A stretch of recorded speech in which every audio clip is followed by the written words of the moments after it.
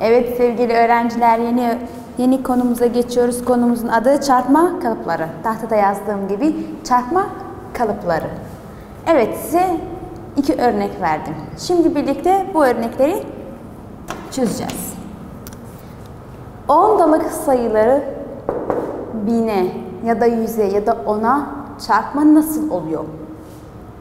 Şart değil, illa 1000 olması gerekmiyor. Daha büyük olabilir, 2000 olabilir. Ama bu örneği vermiş ki diyor ki eğer bu böylese diğer sayılarda aynı şekilde. 0'dan 9, 8, 10'da 9, 8 çarpı 1000. Denklemin hesabını yapınız. Yani hesaplayınız. Ben geliyorum. İlk önce 1000'e çarpmadan bakalım eğer ki 1'e ya da 10'a ya da 100'e çarparsam nasıl oluyor? Bunları çözersem bu benim için çocuk oyuncağı olacak. Evet. 0 tam virgül 98. Bu bir ondalık sayı, buysa tam sayı. Çarpı 1, biz biliyoruz ne sayıyı büyük ya da küçük çarpı 1 yaparsak aynı sayı kendisi gibi yazılıyor. Yani 0,98 yazılıyor. Şimdi buraya geçiyorum. 0,98 çarpı 10 yaparsam burada 10 olduğu için, yani 0 olduğu için geliyorum ilk önce virgülü sağdaki bir haneye itiyorum ya da götürüyorum. 0. Bu virgül buradan buraya geçiyor. Yani ne oluyor? 9,8 oluyor. Ve burada bir 0 olduğu için buradan 0 yazıyorum. Bakın sadece virgülü bir hane iteledim. Yani bir hane buraya getirdim. Yolladım. Şimdi 100'e geçiyorum. Aynı şekilde bu bir hane ise buradan kaç hane iteliyorum? 2 hane. Burada yani bu virgülü 1 diyorum ve 2 diyorum. Yani buraya getiriyorum. Yazıyorum 0, 9, 8 virgül 2 0 yazıyorum burada. Bu 0'ı yazabilirsiniz ya da yazmayabilirsiniz. Ama bilmeniz için. Buradan bir hane, burada 2 hane. Yani 2 hane iteledim. Şimdi buraya geçiyorum. 1000 yani kaç hane iteliyorum? 3. Bu 1, 2. Peki ne yapacağım?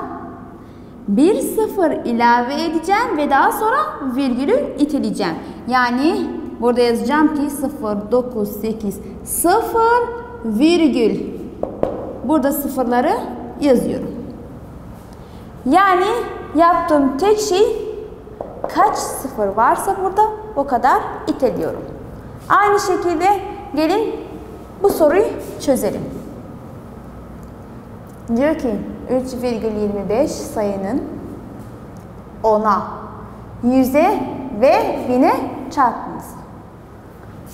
İlk önce 1'e yapıyorum. 1'e yaparsam ne oluyor? Sayı kendisi gibi yazıyor. 3,25 kendisi gibi yazıldı dokunmadan.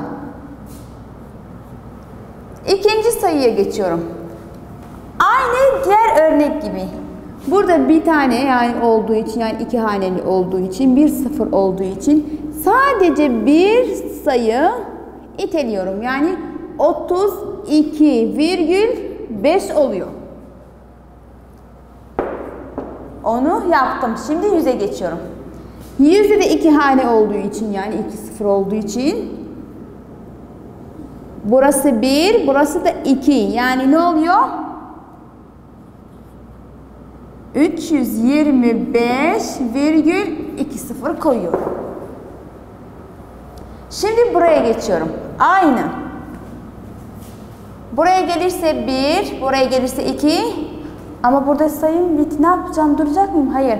0 ilave edeceğim. Yani yazacağım ki 3250 ve daha sonra virgül 3 0. Bakın. Aynı şekilde. Aynı şey.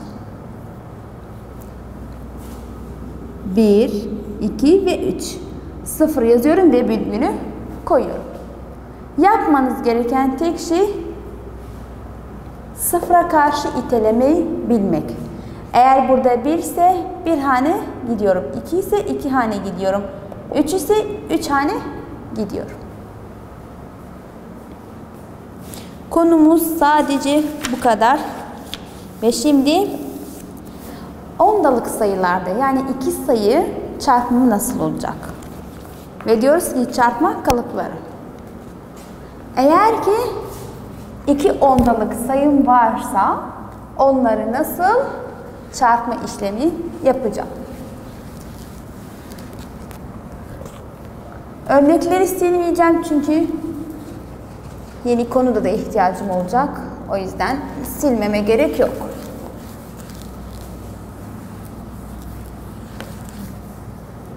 Kendisi gibi kalıyor.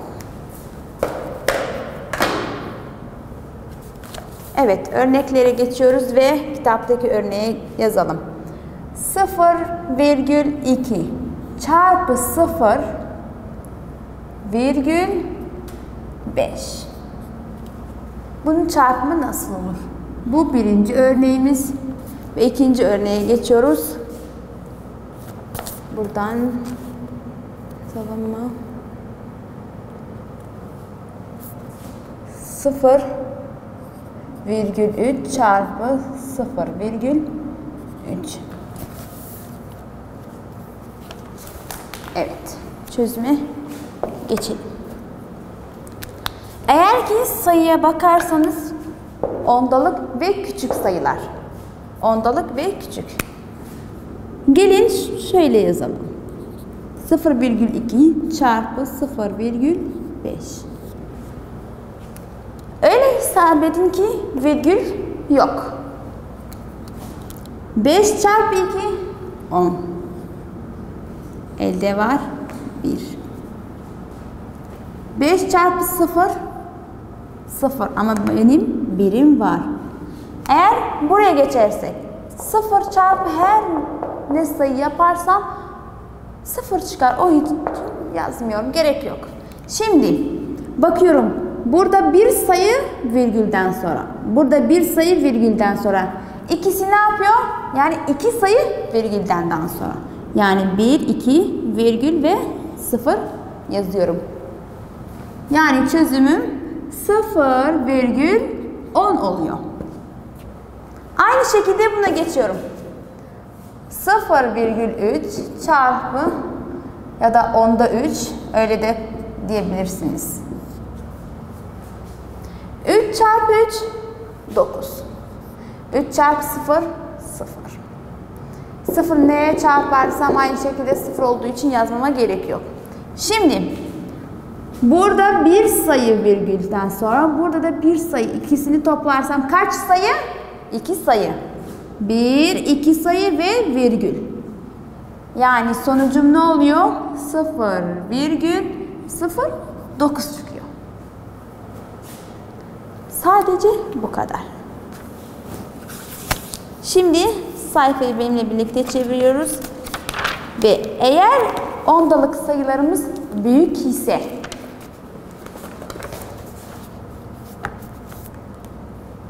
virgülü nasıl yerleştireceğiz? Örneğe dikkatle bakarsanız sayılarım küçük. Şimdi daha büyük sayılara geçiyoruz. O zaman virgül nasıl konur? Konuyu değiştirelim ve yazalım.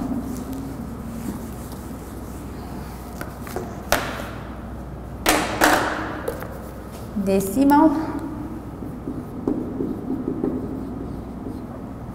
noktası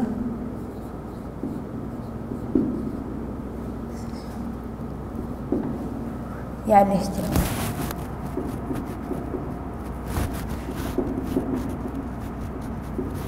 Yani virgülü nasıl koymak?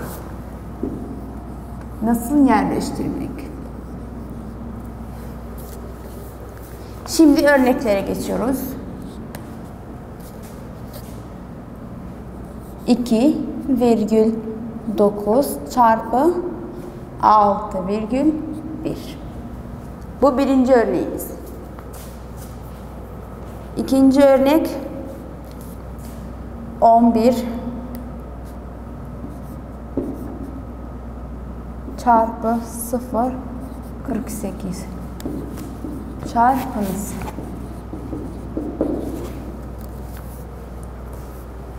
Aynı şekilde çarpınız.